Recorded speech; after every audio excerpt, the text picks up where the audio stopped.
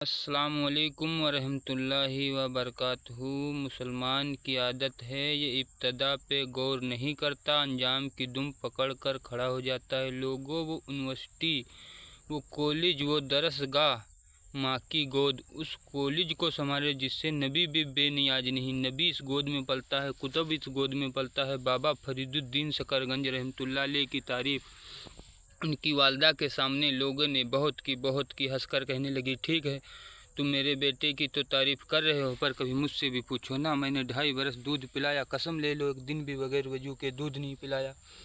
नियामत अली शाह किरमानी की बेटी हाफिज जमाल बीबी शाह फखरुद्दीन से शादी हो गई। वो खुरासान से यहीं पानीपत ले आए, यहीं रहने लगे। दुर्बेश भी यहीं रहते थे, आप भी यहीं रहने लगे, शाह फखरुद्दीन भी यहीं रहने लगे।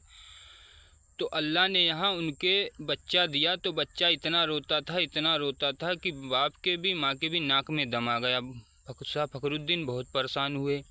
तो मस्जिद में एक बुजुर्ग आए, चमड़े की चादर ओढ़े हुई थी। शाह फखरुद्दीन को मुबारकबाद देने लगे कि मुबारक हो तुम्हें, अल्लाह ने बच्चा दिया है।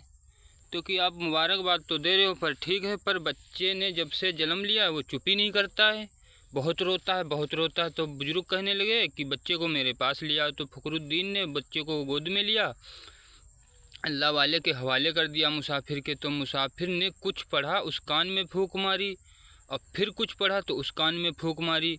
बच्चा खामोश हो गया। तो अब शाह फखरुद्दीन कहने लगे कि हजरत जी आपने क्या पढ़ा है मुझे बता दो, आइंदा ये फिर रो पड़ा तो मैं आपको कहाँ ढूंढता फिरूंगा।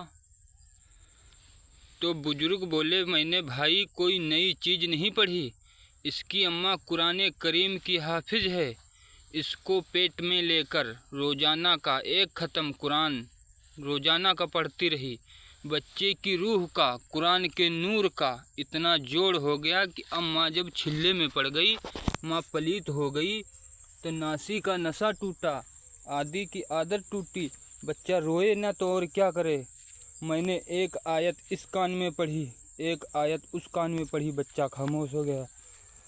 अब लोगों, सारे जहान के डॉक्टर और तबीब कहते हैं कि माँ मसूर की दाल खा ले तो बच्चा बीमार हो जाता है, माँ गुड़ शक्कर खा ले तो बच्चा बीमार हो जाता है। यानी दूध के साथ सुरख करके गर्म या तुरस जरासीन बच्चे के पेट में पहुंच जाती हैं, जिसको जाके बच्चे को बीमार कर देती हैं। लोगों, अचार की तुलसी बच्चे के पेट में जा सकती है, गुड़ शक्कर की हरारत जा सकती है, बादाम की गर्मी की शिद्दत जा सकती है। यही माँ कुरान पढ़ पढ़ के अपने लगते जिगर को दूध पिलाए तो खुदा की कसम कुरान का नूर नहीं जाएगा।